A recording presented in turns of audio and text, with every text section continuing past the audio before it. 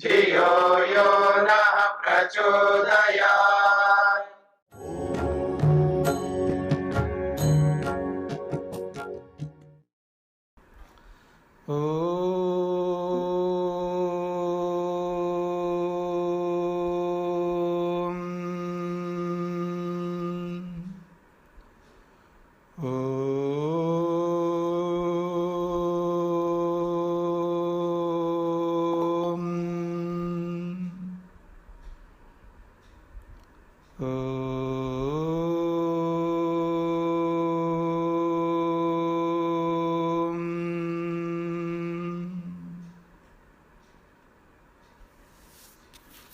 आप सभी को दीपावली की शुभकामनाएं और अच्छी रही होगी आपकी दीपावली, यही आशा करता हूं।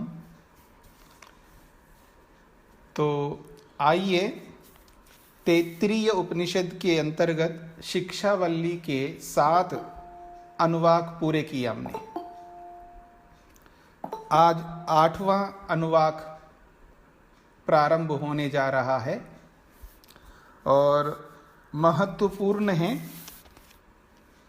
जो हम अपने दैनंदिन जीवन में प्रातःकाल उठने से लेकर के रात्रि में सोने तक जो व्यवहार करते हैं, उस व्यवहार को लेकर के यहाँ पर बात कही जा रही है। तो शिक्षावल्ली का ये 8वां अनुवाक है। ओम इति ब्रह्मा, ओम इति इदं सर्वम्, ओम इति एतद् अनुकृति ह स्म व अपि ओम श्रावय इति आश्रावयन्ति, ओम इति सामानि गायन्ति, ओम शोम इति शस्त्राणि शंसन्ति, ओम इति अध्वर्युः प्रतिगरं प्रतिगृणाति, ओम इति ब्रह्मा प्रसौति, ओम इति अग्निहोत्रम् अनुजानाति, ओम इति ब्राह्मणः प्रवक्ष्यन् आह ब्रह्म उपाप्नवान् इति, ब्रह्म व उपाप्नोति। तो बहुत सारी बातें ओम को लेकर के यहाँ पर कही गई है। जैसे अपने अपने ढंग से व्यक्ति राम राम बोलता है, या कोई नमस्कार बोलता है, कोई नमस्ते बोलता है, कोई ओम जी, हम जैसे लोग जैसे हाँ जी ओम जी, जैसे फ़ोन आता है जी तो हेलो ना बोल करके ओम जी ओम ऐसा बोलते हैं। तो दिन भर हम परमात्मा को स्मरण करते रहते किसी न किसी रूप में। पर वो जो हम स्मरण करते हैं, जब स्मरण करते ही है, लेकिन वो स्मरण कैसे करना चाहिए, इस बात को भी हमें समझना है। तो कहा जा रहा है ओम इति ब्रह्मा। पहली बात कही है, ये जो ओम है ये कौन है आखिर? तो कहा ब्रह्मा, ये परमात्मा है, सृष्टि करता है, उसी को ओम शब्द से बोला जा रहा है। ओम का अर्थ ब्रह्म है।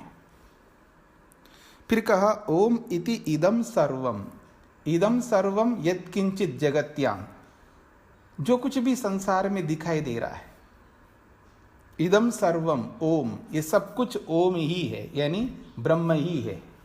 जैसे अद्वैतवादी कहते हैं ना, जो कुछ भी ब्रह्मांड में दिखाई दे रहा है ये सब ब्रह्म है, परमात्मा है, परमात्मा के अतिरिक्त और कुछ नहीं है।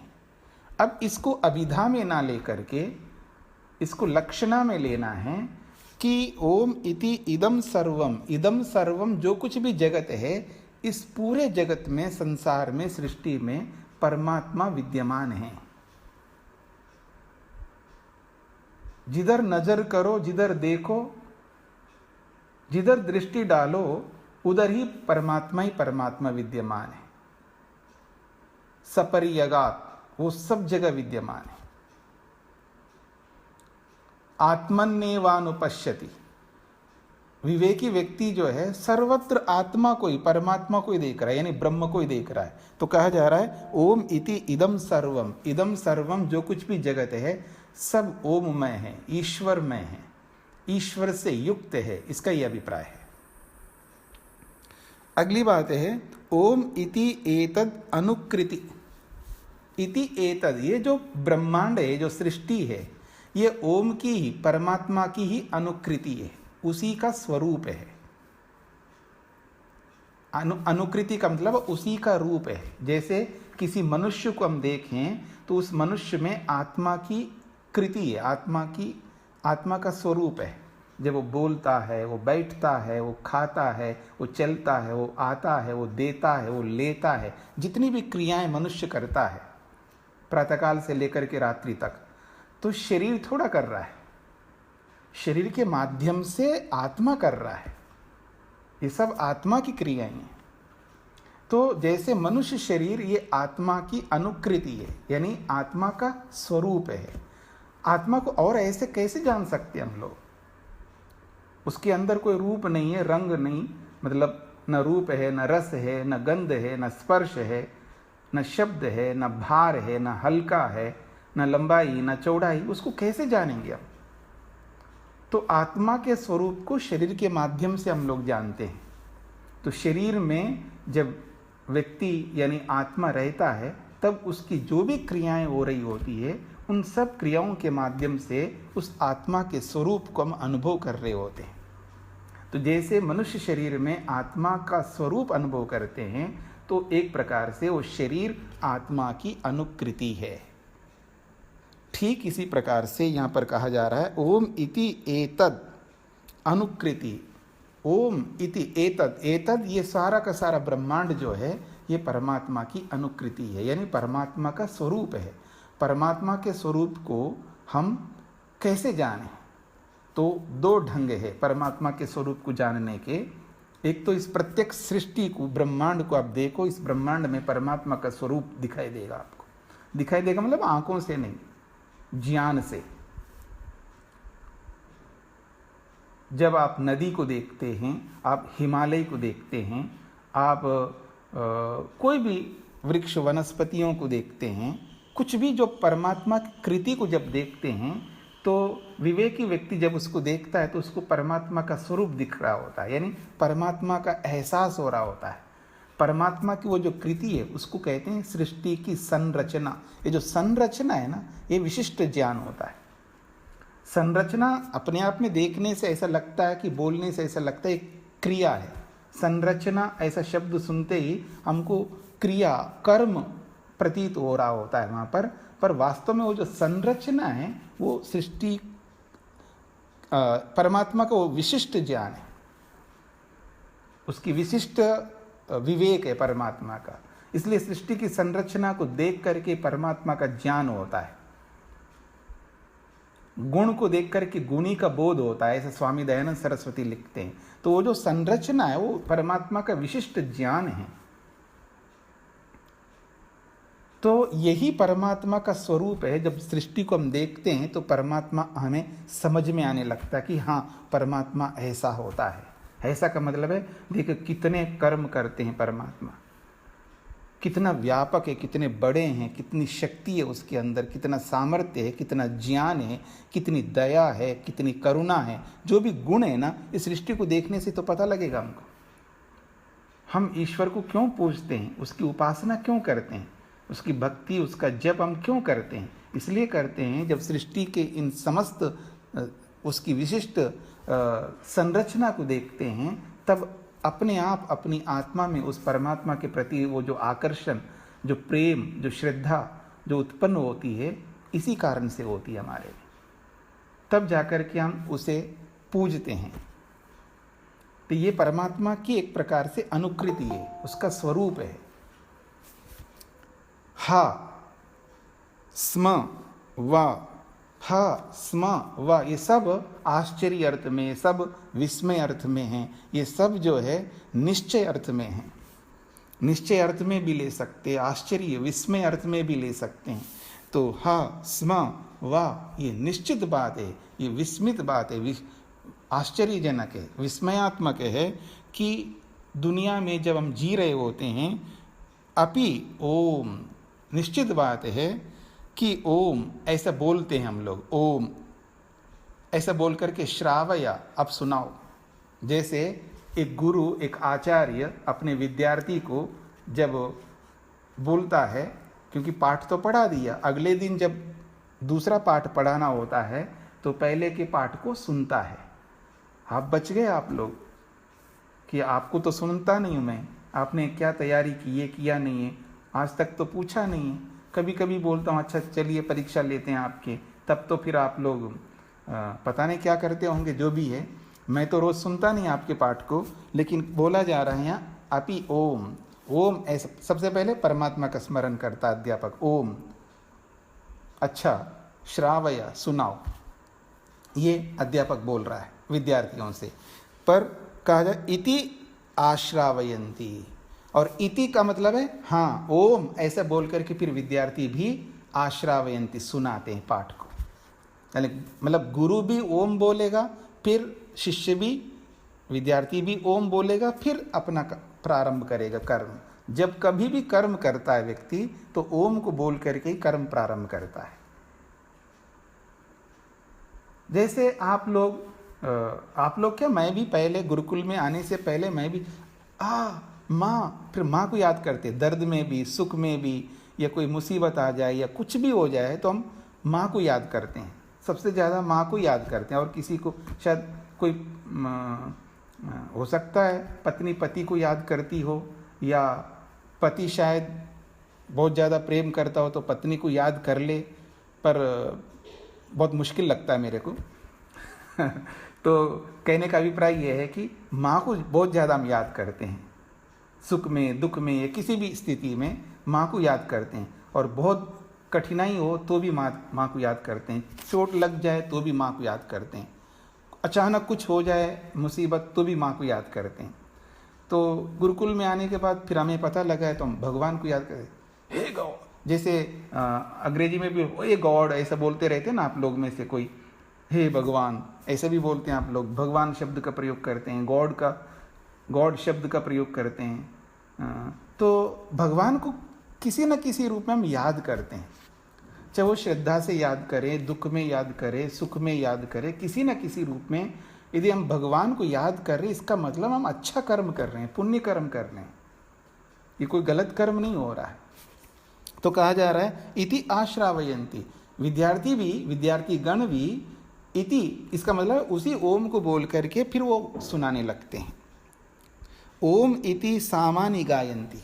अब आते हैं कि ये जो सामवेदी होते हैं ना, सामवेद को पढ़ने वाले को सामवेदी कहते हैं, या जिसने सामवेद पढ़ लिया है, जिसने सामवेद को कंठस्थ किया है, जिसने सामवेद को अर्थ सहित पढ़ा है, उसके पीछे बहुत सारे काम और करने पड़ते हैं। सामवेद को पढ़ने का मतलब है सामवेद के ब्राह्मण को और सामवेद के अंग उपांगों को, ये सब पढ़ने वाले को सामवेदी कहते हैं।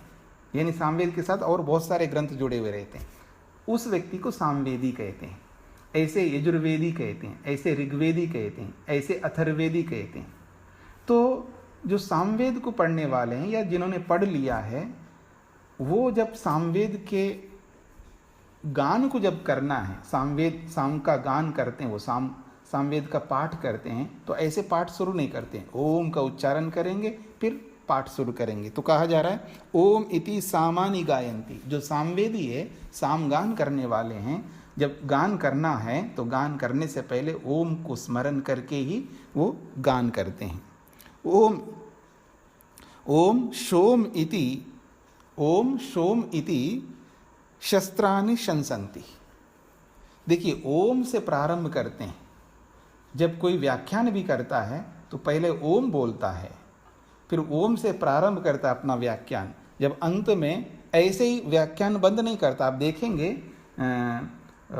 प्रवचनों में या जो मंच पर बैठे हुए विद्वान होते हैं, वो जब प्रवचन अंत में समाप्त करते हैं, ओम शम ऐसा बोल करके रुक जाते हैं, वो शम बोल देते हैं, ओम फिर शम।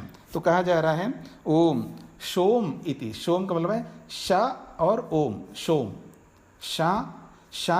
शा को रख दीजिए फिर ओम को रख दीजिए तो शोम बन जाएगा वो संधि से। तो शोम का मतलब है शम, शम तब कहेंगे जब समाप्त हो रहा है, तो ओम से लेकर के शम तक, यानी व्याख्यान ओम बोल करके फिर अपना व्याख्यान करेंगे, या ओम बोल करके अपना कार्य प्रारंभ करेंगे, ओम बोल करके खाना बनाना शुरू करेंगे, या जो भी आप कर्म करेंगे, पहले ओम बोलेंगे, अपना काम शुरू करो, चाहे खाना बनाना हो, चाहे प्रवचन देना हो, चाहे पढ़ाई करना हो, कुछ भी हो, फिर शम कह करके यानी समाप्त, ओम शम समाप्त हो गया, ये कहना चाह रहे हैं। ऐसे ही ओम बोल करके शस्त्रानि शंसन्ति, शस्त्र ये पारिभाषिक शब्द है। जो बड़े बड़े याग होते हैं, यज्ञ होते हैं, उन यज्ञों में, यागों में बहुत सारे ऋत्विक होते हैं, पुरोहित लोग होते हैं, 16 प्रकार के ऋत्विक गण होते हैं। तो एक एक वेद के 4-4 ऋत्विक गण होते हैं। तो वो ऋत्विक लोग जो है, जैसे ऋग्वेद के ऋग्वेदी होते हैं, ऋग्वेद को पढ़ने वाले होते हैं, वो ऋत्विक लोग शस्त्र उनको कहते हैं। ये शस्त्र वो तलवार आदि, भाला आदि वो वाले शस्त्र नहीं है, ये शस्त्र पारिभाषिक शब्द है। शस्त्र उसको कहते हैं जिन मंत्रों के माध्यम से परमात्मा का या किसी देवता का, 2 प्रकार के देवता होते हैं, एक भौतिक देवता होते हैं और एक आध्यात्मिक देवता होते हैं। तो दोनों प्रकार के देवताओं की स्तुति करते हैं, प्रशंसा करते हैं मंत्रों के माध्यम से। तो कुछ विशिष्ट मंत्रों से जब देवता की स्तुति करते हैं, उसको शस्त्र कहते हैं। तो जब उन शस्त्रों का, उन मंत्रों का जब गान करना है, उनका पाठ करना है, तो पहले ओम उच्चारण करेंगे। तो ओम ऐसा करके ही शस्त्रानि शंसन्ति, वो शस्त्र को यानी विशिष्ट प्रकार के स्तुति वाले मंत्रों को वो पढ़ते हैं। इसका शंसन्ति का मतलब है पढ़ते हैं या उसको बोलते हैं, सस्वर बोलते हैं। ओम इति अध्वर्यो प्रतिगरम प्रतिगृणाति, अध्वर्य उसको कहते हैं जो यजुर्वेदी होता है। जो ऋत्विक होते हैं, ऋत्विकों के नाम होते हैं, होता, एक का नाम होता होता है, एक का नाम अध्वर्य होता है, ऐसे अलग अलग ऋत्विक होते हैं। तो अध्वर्य उसको कहते हैं जो यजुर्वेदी होता है। तो यजुर्वेदी जो है, यानी यजुर्वेद को जो पढ़ा हुआ है, उसका नाम अध्वर्यो है। तो वो जब अध्वर्य का काम जो होता है, वो यज्ञ में जो क्रियाएं करनी होती हैं वो अध्वर्य करता है। यानी आहुति डालना है या समिधाएं रखनी है, जो भी काम यज्ञ में जो क्रियाएं करनी होती है, क्रियाओं को करने का काम अध्वर्य का होता है। तो जो अध्वर्य है, तो अध्वर्य भी केवल क्रियाएं नहीं करता, वो भी मंत्र बोलता है। सभी ऋत्विक गण हैं। तो ओम इति, ऐसा ओम का उच्चारण करके अध्वर्यो यानी यजुर्वेदी व्यक्ति प्रतिगरम, प्रतिगर उनको कहते हैं, उन विशिष्ट मंत्र हैं जिन विशिष्ट मंत्रों से जो विशिष्ट देवताओं को ध्यान में रख करके वो आहुतियाँ दी जाती है, उनका नाम है प्रतिगर।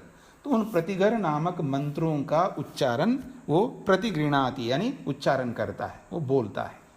कौन? अध्वर्य। फिर कहा ओम इति ब्रह्मा प्रसौति। तो एक होता है, ऋग्वेदी होता है, एक अध्वर्य होता है जो यजुर्वेदी होता है, ठीक है। एक सामगान करने वाला भी होता है, ठीक है। और एक ब्रह्मा होता है, चौथा। तो जो चौथा है उसका नाम ब्रह्मा है। ये चारों वेदों को पढ़ा हुआ होता है, लेकिन इसकी जो कुशलता होती है वो अथर्ववेद में होती है।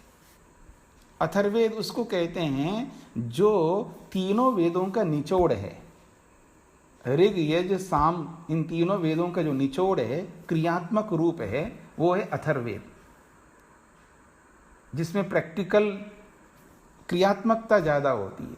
यानी वो क्रियात्मक व्यक्ति होता है, अनुभवी व्यक्ति होता है, केवल पोथियां पढ़ा हुआ नहीं होता है, उसका अनुभव है, उसको ज्ञान का, कर्म का, भक्ति का, तीनों का अनुभव है।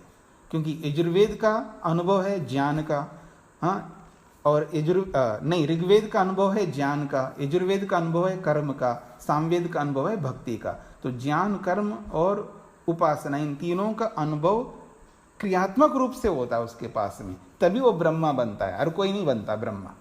और चारों वेदों को पढ़ा हुआ भी होता है। तो वो जो ब्रह्म है वो क्या करता है? प्रसौति। प्रसौति का मतलब है वो आज्ञाएं देता है। जब यज्ञ होता है वह ब्रह्मा जो है चुपचाप बैठा रहता है, उसका काम केवल नजर रखना, यानी देखना, दृष्टा बन करके। और जब कोई गलती होती है तब वो बोलता है, अथवा जब प्रारंभ करना होता है तब बोलता है। तो बस वो ज़्यादा से ज़्यादा शांति से दृष्टा बन करके वहाँ बैठा रहता है, बहुत कम बोलने का अवसर होता है। तो वो प्रसूति, वो जब भी बोलता है तो ओम बोल करके ही बोलता है। कौन? ब्रह्मा। ये कहना चाह रहे हैं। ओम इति अग्निहोत्रम अनुजानाति। ओम बोल करके ही अग्निहोत्र को प्रारंभ करने के लिए वो आज्ञा देता है। ऋत्विक, पुरोहित। किसको? यजमान को। जब यजमान अग्निहोत्र प्रारंभ करना है यजमान को, तो ऋत्विक जो है, पुरोहित जो है, वो ओम बोल करके उस अग्निहोत्र को करने के लिए अनुजानाति, अनुमति, अनुज्ञा देता है। ओम इति ब्राह्मण प्रवक्ष्यन् अहम ब्रह्म उपाप्नवान इति। ओम बोल करके ही ब्राह्मण, जो ब्राह्मण होता है, ये ब्राह्मण 4 वर्णों में जो ब्राह्मण होता है वो भी हो सकता है, लेकिन ये ब्राह्मण वो होता है जिसने परमात्मा का दर्शन किया है, साक्षात्कार किया है, उसको भी ब्राह्मण कहते हैं। आप में से जिन्होंने भी योग दर्शन पढ़ा हो, तो योग दर्शन में वेद व्यास ने योगी के लिए एक विशेषण दिया है, ब्राह्मण। योगी को ब्राह्मण शब्द से बोला है वहाँ पर। तो वो ब्राह्मण या वो ब्राह्मण है जिसने परमात्मा का दर्शन किया है। तो उस बात को लेकर के बोला जा रहा है कि ब्राह्मणा, वो ब्राह्मण प्रवक्शन, प्रवक्शन मतलब बोल रहा है। क्या बोल रहा है? अहम ब्रह्म उपाप्नवान इति। मैंने ब्रह्म को प्राप्त कर लिया, यानी मैंने ब्रह्म का दर्शन कर लिया। ये ऐसे नहीं बोलेगा, ओम बोल करके ही बोलेगा। कुछ भी करो, ओम बोलना है। तो अंत में भी बोला जाए है ब्रह्म एव उपाप्नोति। ब्रह्म एव उपाप्नोति, जो इन समस्त कार्यों को करता हुआ जब ओम को सामने रखता है, जो कोई भी व्यक्ति, ये हम सबके लिए बोला जा रहा है अंतिम शब्द से, ब्रह्म एव उपाप्नोति। ये जो शब्द है ये सब हम सबके लिए बोला जा रहा है। ब्रह्म एव उपाप्नोति, ब्रह्म को अवश्य वो प्राप्त करता है जो समस्त कार्यों को, प्रातःकाल उठने से लेकर के रात्रि में सोने तक, जो ओम को, परमात्मा को, ब्रह्म को सामने रख करके ही सारे कार्यों को जो करता है, वो भी निश्चित रूप से परमात्मा को प्राप्त कर लेता है। अब ये बात समझने का प्रयत्न करना है कि केवल ओम ओम बोल बोल करके हम सारे काम कर ले तो हमको परमात्मा मिल जाए, इसका ये अभिप्राय नहीं है कि हम अपने कर्मों को परमात्मा को समर्पित करेंगे। इसको कहते हैं ईश्वर प्रणिधान। ये जो भी श्लोक यहाँ पर बताए गए, यहाँ पर ये सारा का सारा इसका भाव एक रूप, एक शब्द में बोलूं, समर्पण। इसको कहते हैं योग में ईश्वर समर्पण, ईश्वर प्रणिधान कहते हैं। और ईश्वर प्रणिधान का अर्थ है ईश्वर की आज्ञा का पालन करना। महर्षि वेदव्यास ने ईश्वर प्रणिधान का अर्थ किया है भक्ति, और उस भक्ति का अर्थ स्वामी दयानंद सरस्वती जी ने कहा कि ईश्वर की आज्ञा का पालन करना। यदि आप हवन करते हैं, यज्ञ करते हैं, यज्ञ में ईश्वर स्तुति प्रार्थना उपासना के मंत्र बोलते हैं, उन मंत्रों में जो तीसरा मंत्र बोलते हैं, यह आत्मदा बलदा यस्य विश्व उपासते, उसके जब अर्थ आप पढ़ेंगे तो उस अर्थ में लिखा हुआ है भक्ति, अर्थात उसी की आज्ञा का पालन करने में तत्पर रहे। भक्ति का अर्थ स्वामी दयानंद लिखते हैं ईश्वर की आज्ञा का पालन। तो ईश्वर प्रणिधान का अर्थ भी एक ये है। ईश्वर प्रणिधान के और भी अर्थ हैं, एक अर्थ ये भी है ईश्वर की आज्ञा का पालन करना। तो ईश्वर की आज्ञा का पालन करते हुए जब हम हर क्रिया के साथ में ओम बोलते हुए, अर्थात केवल बोलना ही नहीं, ओम, उस ओम नामक ब्रह्म को एहसास महसूस करते हुए वो मुझे देख सुन जान रहे हैं, उसकी उपस्थिति में मैं उपस्थित हूँ, उसी के समक्ष मैं सभी कामों को कर रहा हूँ या कर रही हूँ, ये एहसास करते हुए हम सारे कर्मों को करेंगे तो निश्चित रूप से हम भी ब्रह्म एव उपाप्नोति, हम भी ब्रह्म को प्राप्त कर सकते हैं। ये यहाँ पर ये बात कही जा रही है। तो जैसे हम दिन भर के कार्यों में कोई ना कोई परमात्मा को किसी न किसी रूप में हम लाते हैं, तो ला तो रहे हैं लेकिन विधिवत लाना है। जो मैंने प्रारंभ में आपके सामने एक बात रखी थी कि हम परमात्मा को बहुत याद करते हैं। ऐसे कौन अभागा होगा जो भक्त मानता है ईश्वर का अपने आप को और वो भगवान को याद ना करता हो। वो बहुत याद करता है, पर वो जो याद करना हमारा है वो औपचारिकता तक रह गया, यानी बस केवल औपचारिकता बन गई वो। ठीक है, हे भगवान, ये ईश्वर, ये भगवान, ये ओम, बस इतना ही बोलने तक सीमित रह गया है। केवल बोलने तक सीमित ना रखते हुए उसको हम ईश्वर प्रणिधान का प्रारूप दे दे, उसको ईश्वर प्रणिधान का स्वरूप दे दे, अर्थात ईश्वर की आज्ञा का पालन करते हुए जो भी क्रिया कर्म हम करें वो ईश्वर को समर्पित करते हुए, ईश्वर को एहसास करते हुए, ये प्रभु आप मुझे देख सुन जान रहे हो, आपकी उपस्थिति में उपस्थित हूँ, आपके समक्ष रहते हुए ही मैं ये क्रिया कर रहा हूँ, चाहे वो खाने का हो, चाहे वो बोलने का हो, चाहे वो पढ़ने का हो, चाहे वो देने का हो, चाहे वो लेने का हो। ये अभ्यास बहुत करना पड़ेगा हमें, कि इतना अधिक अभ्यास करना होगा ताकि हम उठते बैठते खाते पीते बोलते आते जाते हम ईश्वर को एहसास कर पाएंगे। तो ये जो ईश्वर प्रणिधान है, इस ईश्वर प्रणिधान को सामने रख कर के जब हम क्रियाएं करेंगे तो हमारे मन में वो जो पाप है, वो जो ईर्ष्या है, अहंकार है, या जो शत्रु हैं, जो क्लेशों के रूप में बिना मतलब गुस्सा करना है, बिना मतलब किसी के बारे में राय देना है, बिना मतलब किसी के प्रति जो कुछ भी हम गलत मन के माध्यम से प्रारंभ करते हैं, वो सारा का सारा रुक जाएगा। और जब वो रुक जाएगा तो फिर हमारी वाणी भी अच्छी बन जाएगी, और जब कभी शरीर से हम कोई क्रिया करने जाते हैं वो क्रिया उत्तम होगी, पवित्र होगी, अशुद्ध नहीं होगी वो क्रिया। तो इस रूप में हम लोग भी उस परमात्मा को प्राप्त करेंगे, ये बात यहाँ पर कही जा रही है।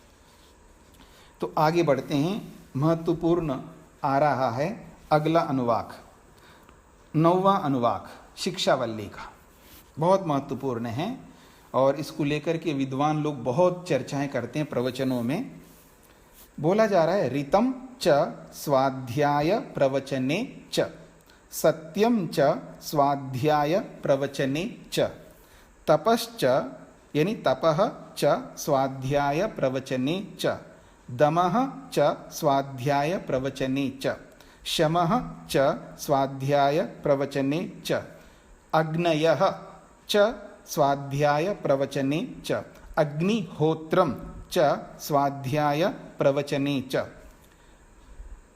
अतिथयः च स्वाध्याय प्रवचने च, मानुषं च स्वाध्याय प्रवचने च, प्रजा च स्वाध्याय प्रवचने च, प्रजनः च स्वाध्याय प्रवचने च, प्रजातिः च स्वाध्याय प्रवचने च, सत्यम इति सत्यवच राथीतरः, राथीतरः, तपः इति तपोनित्यः पौरुशिष्टः, स्वाध्याय प्रवचने एव इति नाकः मौद्गल्यः, तद ही तपः, तद ही तपः। बहुत बड़ी बात कही है, बहुत महत्वपूर्ण है ये। अंत में राथीतरः, पौरुशिष्टः, मौद्गल्यः, ये नाम हैं ऋषियों के। तो कह रहे हैं ऋतम च स्वाध्याय प्रवचने च। देखिए, ऋतम आपके सामने आ चुका है, स्वाध्याय और प्रवचन को भी थोड़ा समझने का प्रयत्न करना। महर्षि वेदव्यास ने स्वाध्याय शब्द की परिभाषा की है। वो कहते हैं, स्वाध्यायो मोक्ष शास्त्राणाम अध्ययनम प्रणव जपो वा। योग दर्शन में महर्षि वेदव्यास ने स्वाध्याय शब्द की परिभाषा की है। स्वाध्याय किसे कहते हैं? तो कहते हैं स्वाध्यायः मोक्ष शास्त्राणाम अध्ययनम, एक बात। दूसरी बात कहिए प्रणव जपः। इन दोनों को स्वाध्याय शब्द से उन्होंने परिभाषित किया है। तो मोक्ष शास्त्र उसको कहते हैं, मोक्ष का मतलब है मुक्ति दिलाने वाला शास्त्र। मुक्ति किससे? दुख से। तो मैं हिंदी में इस बात को बोलूं तो दुख से या दुखों से छुड़ाने वाला जो कोई भी शास्त्र है उसका नाम है मोक्ष शास्त्र। कोई मान्य नहीं रखता ये भौतिक शास्त्र है या आध्यात्मिक शास्त्र है, वो कोई भी शास्त्र हो। जिस शास्त्र से दुख दूर होते हैं, चाहे वो शारीरिक दुख दूर होते हैं, चाहे वो ऐन्द्रियक दुख दूर होते हैं, मानसिक दुख दूर होते हैं, काल्पनिक दुख दूर होते हैं, कोई भी दुख दूर हो, जिस शास्त्र के माध्यम से, उस शास्त्र का नाम है मोक्ष शास्त्र। तो तो जो जो दुखों को छुड़ाने वाले शास्त्र हों उन सारे शास्त्रों को पढ़ना, ये है स्वाध्याय।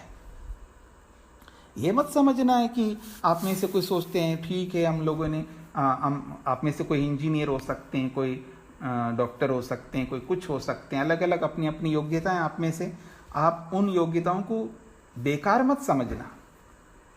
अभी तक हमने कुछ नहीं किया है, देखो बेकार हमने क्या पढ़ाई किया, ऐसा उसको बेकार मत समझना, क्योंकि उससे आपका जीवन आज तक यहाँ तक चल पाए तो उसी के कारण से चल पाया आपका। आप अध्यापक हो सकते हैं, आप इंजीनियर हो सकते हैं, आप वकील हो सकते हैं, आप कोई भी हो सकते हैं। तो जो भी आप आज तक यहाँ तक पहुँच पाए हैं उसी विद्या के कारण से, वो दुख को छुड़ाने वाली विद्या है। एक बात, केवल वो ही नहीं है, बस ये समझने का प्रयत्न करना। उसके साथ में और भी हैं जो दुखों को छुड़ाने वाले शास्त्र हैं। हम उन सब शास्त्रों पर दृष्टि डालें। जो जो दुख को दूर करने वाला शास्त्र हो उसको पढ़ना हम सबका कर्तव्य है। तो यही कहना चाह रहे हैं, स्वाध्याय करना। और एक बात कहिए, प्रवचन भी करना होगा आपको। यदि आपको मुक्ति चाहिए, मोक्ष चाहिए, आपको प्रवचन करना होगा।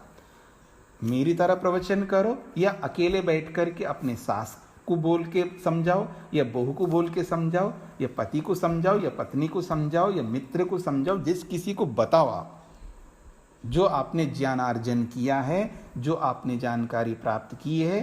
कोई नया इन्फॉर्मेशन जब आपके पास में आता है तो आप उत्सुक होते हो ना, किसी दूसरे को बता दूं ये। तो ऐसे ही जो भी विद्या पढ़ रहे हैं, शास्त्र पढ़ रहे हैं, उपनिषद पढ़ रहे हैं, तो आपके मन में ये बात आ जानी चाहिए कि मैं किसी न किसी को बोलूं। यही प्रवचन है, बोलना होगा। क्यों? क्योंकि पढ़ना एक आधा भाग है, और जब दूसरे को बोलोगे तो आपके ज्ञान में परिपक्वता आएगी। वो जो जानकारी, वो जो इन्फॉर्मेशन है, उसका ग्रेड बढ़ जाएगा, उसके पॉइंट्स जो है बढ़ जाएंगे आपके।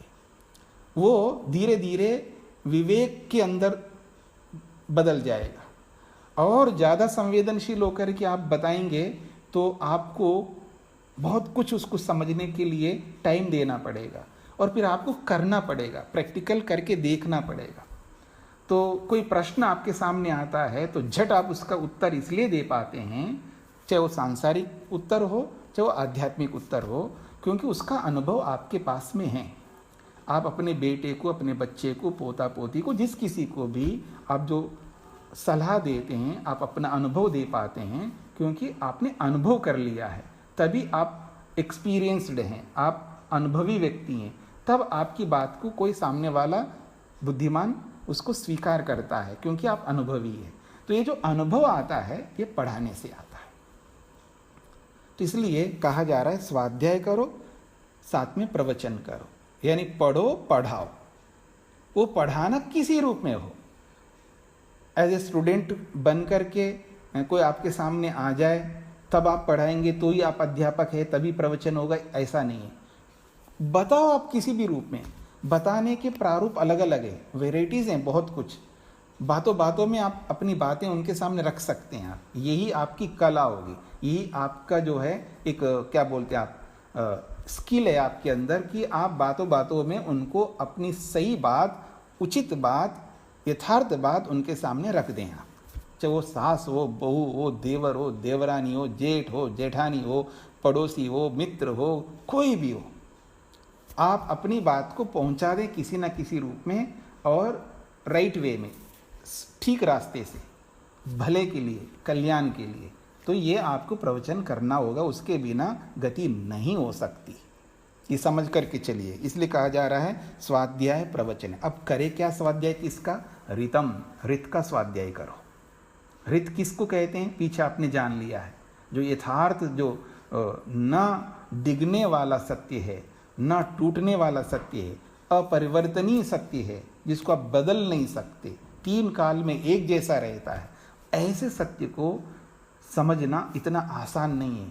चाहे वो परमात्मा हो, चाहे वो जीवात्मा हो, या प्रकृति हो, उसको बहुत डीप में, सूक्ष्मता में जाकर के, बहुत सूक्ष्म होकर के हमें समझने के लिए पढ़ना पड़ेगा, स्वाध्याय करना पड़ेगा, और जो भी पढ़ करके जानकारी प्राप्त की है उसको बताना होगा आपको।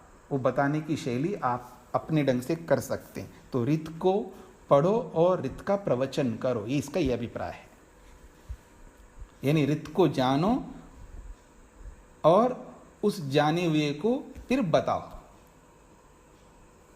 फिर कहा सत्यम च स्वाध्याय प्रवचने च, जैसे रित को जानना है वैसे सत्य को भी जानना है।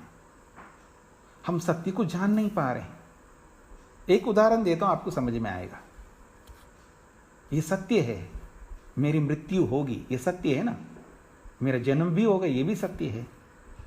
आपका जन्म हुआ है, दोबारा जन्म आपका होगा, दोबारा तब होगा जब आपकी मृत्यु होगी। तो जन्म और मृत्यु ये सत्य है, ये परिवर्तनीय सत्य है, ये बदलते रहते। कभी जन्म में है तो कभी मृत्यु में, कभी मृत्यु में, कभी जन्म में। इस सत्य को पढ़ो, कैसे जानो, तो दुख नहीं होगा आपको। नहीं तो आज बहुत दुख होता है, मृत्यु को सुनते ही आपको दुख होता है, कष्ट होता है, पीड़ा होती, चाहे अपनी मृत्यु हो, माँ की मृत्यु हो, पिता की मृत्यु हो, भाई की हो, बहन की हो, पति की हो, पत्नी की हो, जिस किसी की भी हो। हमें दुख इसलिए होता है, हम इस सत्य को स्वीकार नहीं कर पा रहे। क्यों? स्वाध्याय नहीं है हमारा, पढ़ाई नहीं इसके बारे में। बहुत डीप में जाकर के, सूक्ष्म होकर के हमें पढ़ना है शास्त्रों को, तभी ये जो परिवर्तनीय सत्य है हमारे जीवन का, ये हमें समझ में आएगा। और केवल पढ़ना नहीं, उसको फिर बताना भी है दूसरों को। आप में से बहुत सारे लोग मेरे से बोलते थे, आपके साथ घटेगी ये बात, ये घटेगी तब आपको पता लगेगा, ऐसा बोलने वाले थे आप में से। और मैंने भी सुना है, और जब मेरे सामने ऐसी घटनाएं घटी है तो मेरे को भी समझ में आया है कि वास्तविक सत्य क्या है ये। ठीक है, तो इसलिए इस सत्य को बहुत सूक्ष्मता से पढ़ने का प्रयत्न करिएगा और पढ़ाइएगा, यानी बताइएगा दूसरों को। तपह च स्वाध्याय प्रवचने च, बार बार तप आ रहा, याद रखना। ये जो तप है बहुत महत्वपूर्ण है, तप करना ही पड़ेगा हमको। जैसे तप की बात आती है तो आप में से जो अधिक उम्र वाले हैं वो बोलते जी मेरा तो, मेरे बस की बात नहीं जी, मेरी अवस्था देखिएगी, मैं क्या तप कर सकता हूँ, कर सकती हूँ। तुरंत आपके दिमाग में ये बात आ जाती है। तप कौन नहीं कर सकता है? तप करने के लिए अवस्था कोई आड़ा नहीं आती है, याद रखना। आड़े नहीं आएगी आपकी अवस्था। ठीक है, शारीरिक तप वैसा आप जैसे जवान की तरह आप दौड़ भाग नहीं सकते हैं, हमें स्वीकार है, हमें पता है, सबको पता है।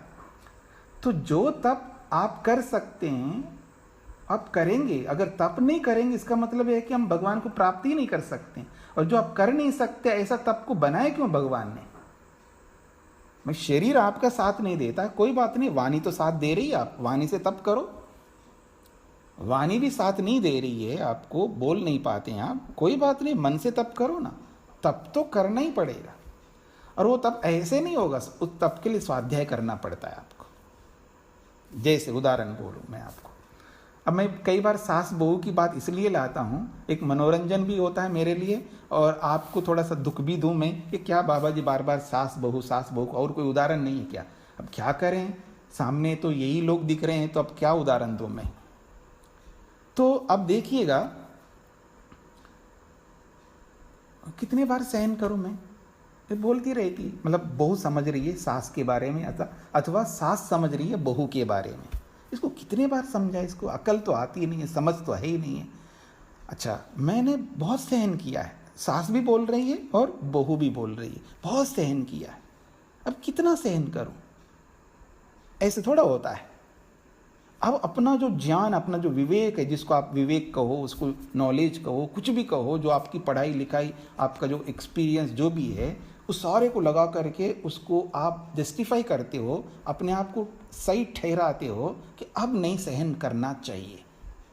एक अपना कोई आत्मसम्मान होता है। तो ये जो बातें इसलिए समझ में नहीं आती व्यक्ति को, क्योंकि वो स्वाध्याय नहीं करता। स्वाध्याय करने से उसको पता लगेगा कि ये जो मैं बोल रहा हूँ, ये बोलने लायक शब्द है मेरे लिए या नहीं है। बहुत डीप में जाकर के स्वाध्याय करना पड़ेगा, तब जाकर के हम लोग तब कर पाएंगे, चाहे वो सास के प्रति, चाहे बहू के प्रति, या पति या पत्नी, या जिस किसी के प्रति। हमें सबको सहन करना पड़ेगा, क्योंकि आप साथ चल रहे हो, आपने वचन लिया साथ चलने का।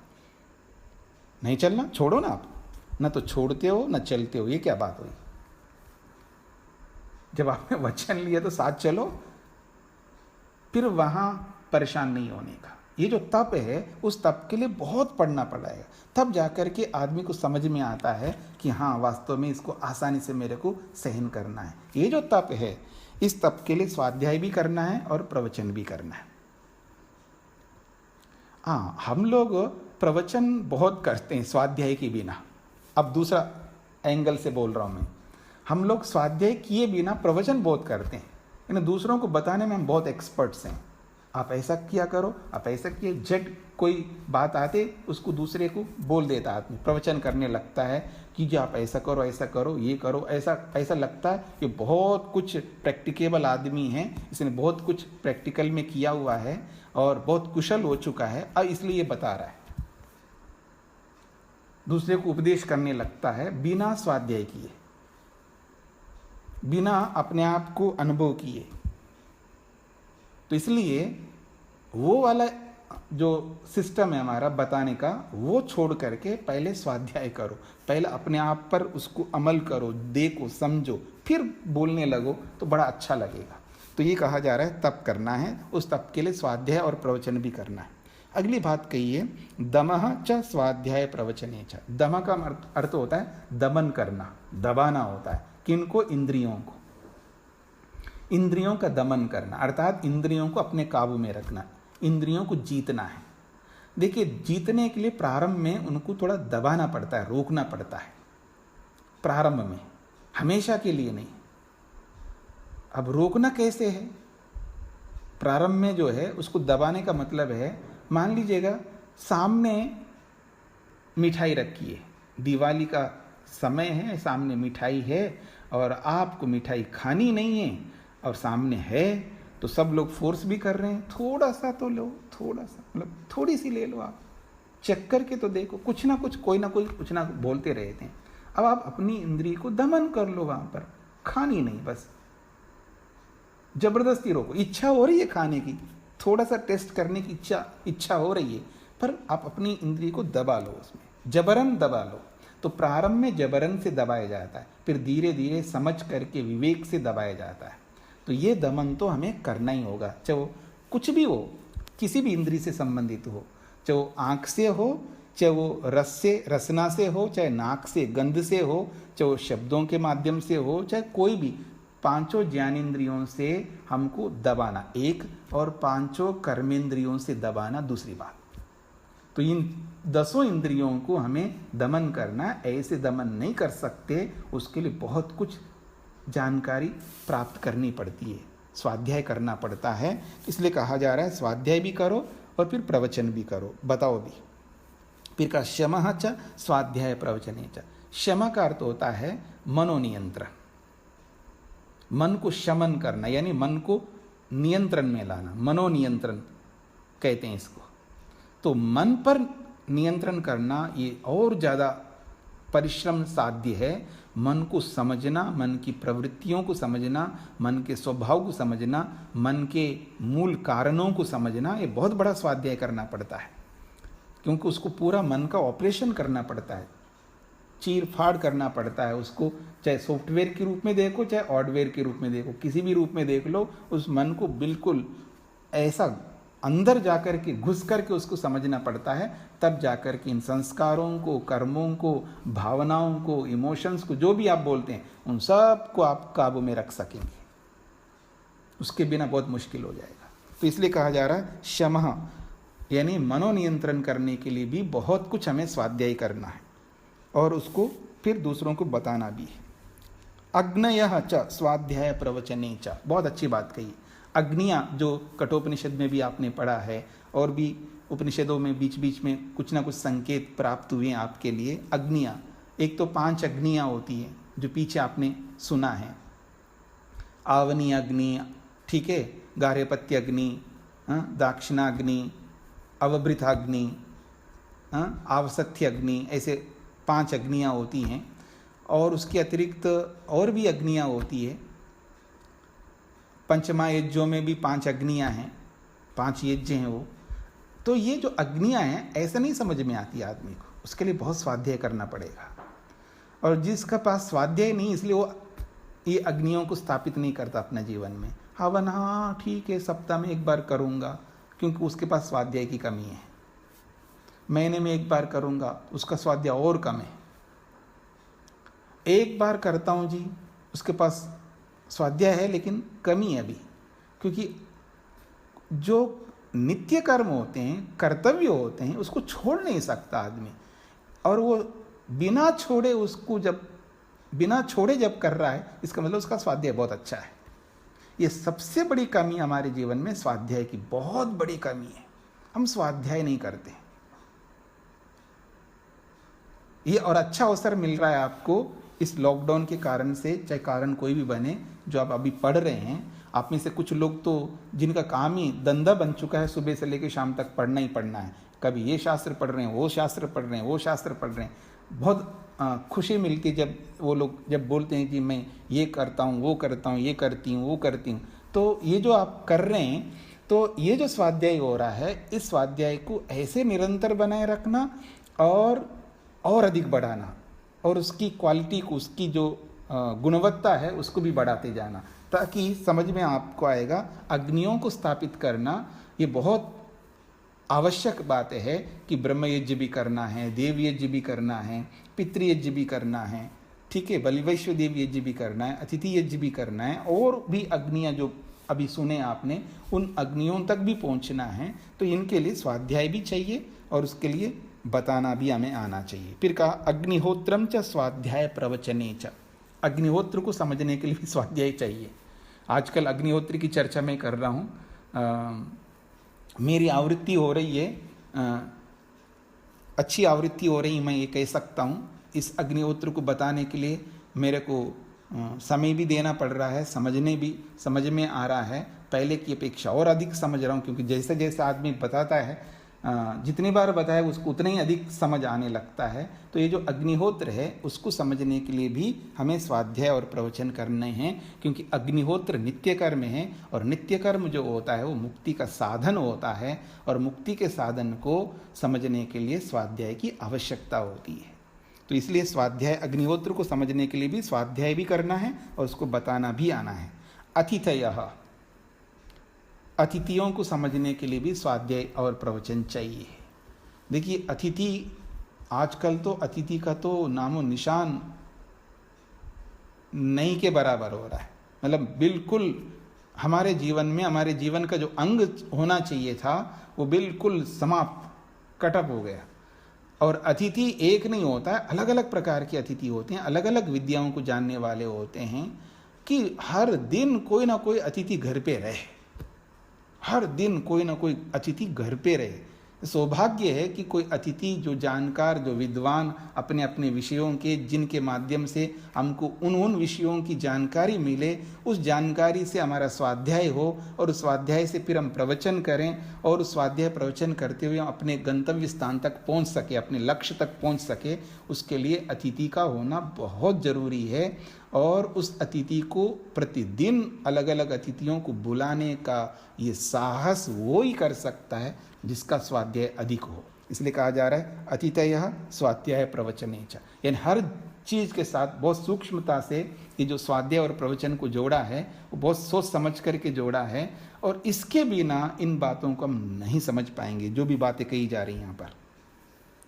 आगे बताया जा रहा है मानुषम च स्वाध्याय प्रवचने च। मानुषम का मतलब है मनुष्य संबंधी कर्तव्य। मनुष्य संबंधी कर्तव्यों को समझना भी बहुत जरूरी है। मनुष्य संबंधी कर्तव्य का मतलब है ब्राह्मण के कर्तव्य, क्षत्रिय के कर्तव्य, वैश्य के कर्तव्य, शूद्र के कर्तव्य, ब्रह्मचर्य के कर्तव्य, गृहस्थी के कर्तव्य, वानप्रस्थी के कर्तव्य, सन्यासी के कर्तव्य। भले हम सन्यासी नहीं है, भले हम गृहस्थी नहीं है, भले हम वानप्रस्थी नहीं है, भले हम ब्रह्मचारी नहीं है, लेकिन जानकारी तो हमें होनी चाहिए। तो उस जानकारी के लिए भी हमें स्वाध्याय और प्रवचन करने हैं। तो मानुषम, मनुष्य संबंधी जानकारी भी हमें विस्तृत रूप से होना चाहिए, ताकि जो हमारे लक्ष्य के लिए आवश्यक है। प्रजा च स्वाध्याय प्रवचने च। प्रजा संतान को कहते हैं, तो प्रजा के लिए भी हमें स्वाध्याय प्रवचन होना चाहिए। और आज सबसे अधिक समस्या है कि स्वाध्याय के ना होने के कारण से प्रजा हमारी कम होती जा रही है।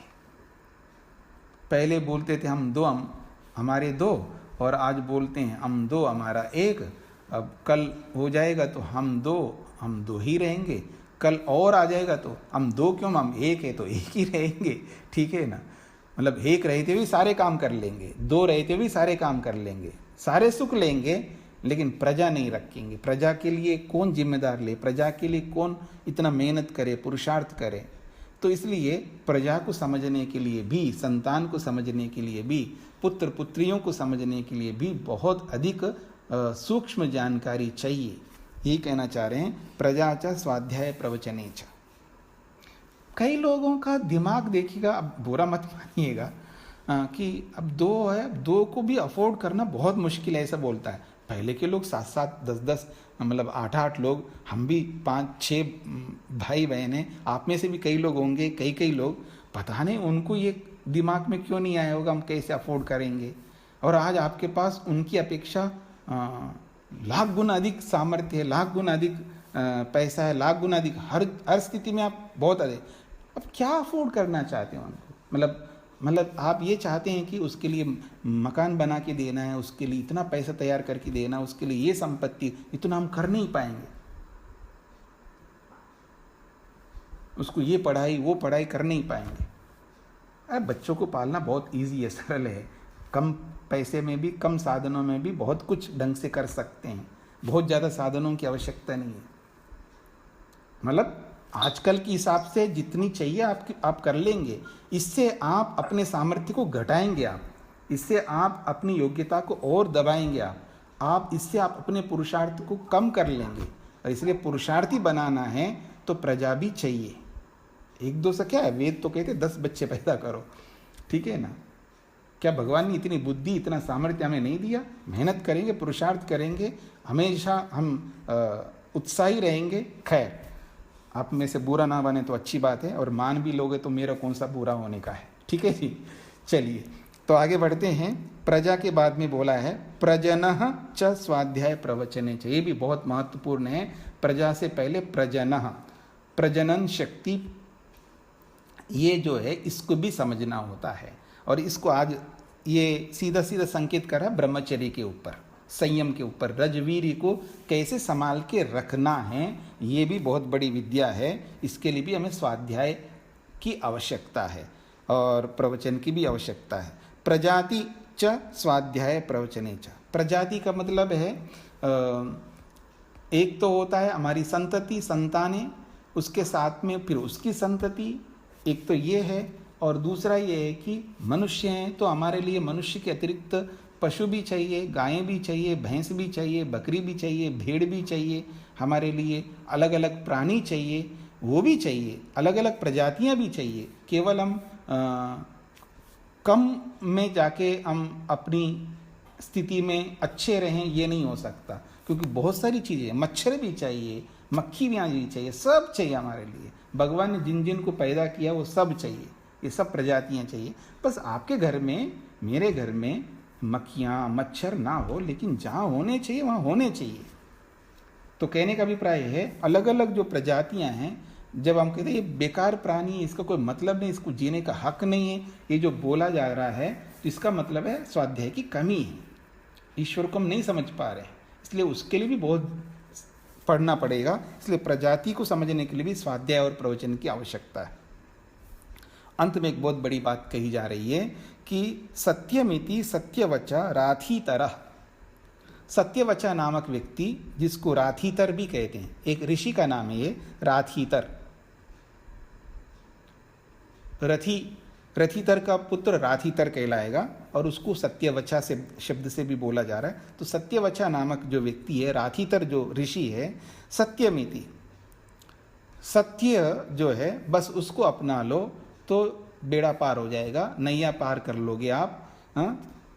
डूबती हुई नैया को आप किनारे पर ले जा सकते हो। सत्य को अपना लो, सत्य सब कुछ है, सत्य में सब कुछ है, सत्य में सब प्रतिष्ठित है, ऐसा उनका मत है। इसलिए वो कहते हैं सत्यम इति सत्यवचा राथीतरः। एक सत्य को अपना लो, सत्य करने लग जाओ तो जीवन में आप सफल हो जाओगे। एक ऋषि कहते हैं। दूसरे ऋषि कहते हैं तप इति तपोनित्यः पौरुशिष्टः। तपोनित्य नामक जो ऋषि है, जिसको पौरुशिष्ट नाम से भी बोला जाता है, वो कहते हैं तप ही सब कुछ है। ये अलग अलग मंतव्य बताए जा रहे हैं और ये एक दूसरे के विरोधी नहीं है। तप में भी सत्य है, सत्य में भी तप है, इसमें कोई बात नहीं है, लेकिन दृष्टि भेद है। दृष्टि भेद है। दृष्टि भेद से शब्दों में भेद होता है और उनका थोड़ा थोड़ा अर्थ में भी भेद हो जाता है। बाकी अंततोगत्व एक ही, सत्य कहो, तप कहो, न्याय कहो, एक ही बात है। धर्म कहो, पुण्य कहो, एक ही बात है, लेकिन उनको बोलने के लिए जो शब्द हैं वो अलग अलग है। कोई तप के रूप में देख करके तपस्या के माध्यम से जीवन को आगे बढ़ा सकता है, कोई सत्य के माध्यम से बढ़ा सकता है। तो ये दृष्टि भेद से अलग अलग ऋषियों ने अपने अपने मंतव्य रखे यहाँ पर। तो तप ही सब कुछ है, ऐसा तपोनित्य। तपोनित्य उस व्यक्ति को कहते हैं जो नित्य प्रति तप किए बिना वो जी नहीं सकता। ऐसा जो तपोनित्य नामक पौरुशिष्ट व्यक्ति जो है, ऋषि जो है, वो तप को ही सबसे बड़ा साधन बताया है। स्वाध्याय प्रवचने एव इति नाकः मौद्गल्यः। बहुत अच्छी बात कही है। मौद्गल्य, मुद्गल का पुत्र मौद्गल्य है और उसका नाम है नाकः। नाक कहते हैं मोक्ष को, सुख, जिसके पास जो प्रसन्न रहता है, सुखी रहता है, किसी के जीवन में कोई टेंशन नहीं है, कोई डिप्रेशन नहीं है, कोई तनाव दबाव कुछ नहीं है, हमेशा प्रसन्न रहता है, उसको कहते हैं नाका। ये व्यक्ति है नाका। जो ईश्वर को भी नाका कहते हैं। ये ना नाकम आप पढ़ते हैं ना मंत्रों में, तो नाक परमात्मा को भी बोलते हैं। नाक का मतलब है आनंद से परिपूर्ण, सुख से परिपूर्ण व्यक्ति को नाका कहते हैं।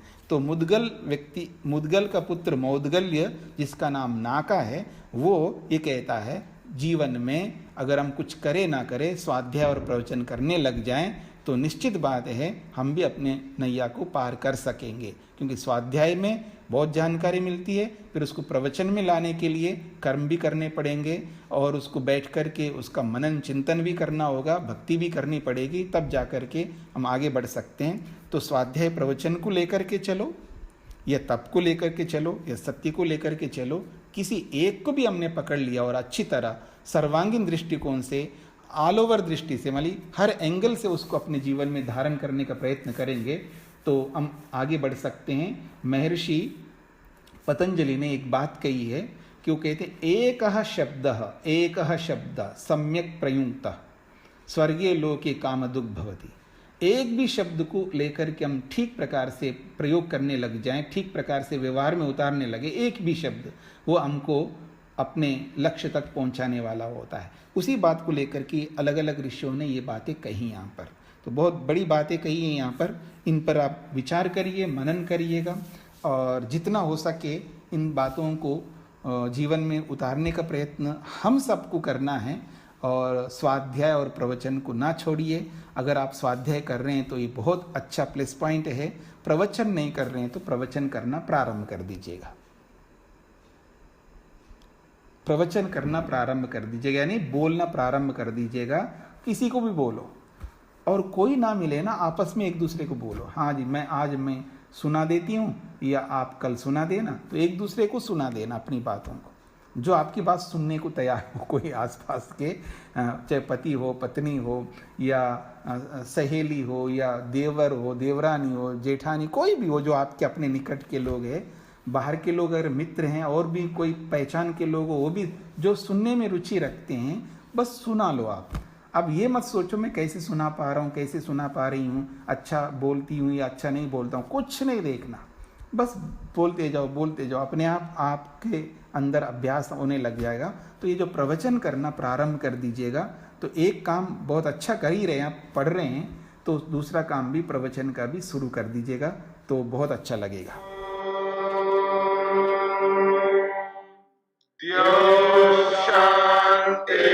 शांतिरंतरिक्षं शांति पृथिवी शांतिरापः शांतिरोषधयः शांतिः वनस्पतयः शांतिर्विश्वे देवाः शांतिर्ब्रह्म शांति सर्वं शांति शांतिरेव शांति श्यामा शान्तिरेधि ॐ शान्ति शान्ति शान्ति